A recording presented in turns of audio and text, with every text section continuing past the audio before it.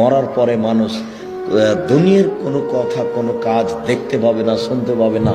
কারো আত্মা 40 দিন কারো বাড়িতে আসবে না, দুনিয়ার কোনো কিছু দেখবে না। এটাই চূড়ান্ত। মানুষের আত্মা বাড়িতে আসে, কে কি করছে দেখে, এগুলো সব শিরকি ধারণা, এটাই জাহেলিয়াত। যে জাতি কবরে ফুল দেয় সেই যদি শিক্ষিত হয় তাহলে মূর্খ মানুষকে। কবর যেই পাকা করে সে যদি শিক্ষিত হয় তাহলে মূর্খ মানুষকে।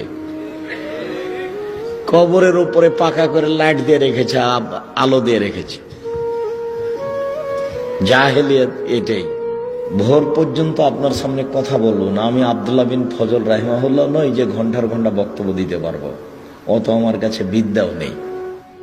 তো যখন তাকে কবরে রাখা হয়, তারপরে যখন চলে যায় তখন ও বুঝতে পারে যে চলে গেল।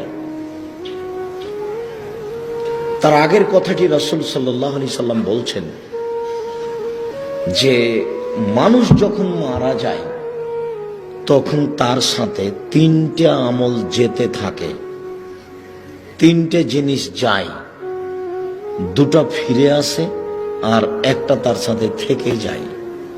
যায় তার সাথে আহলুহু ও মালুহু ও আমালুহু।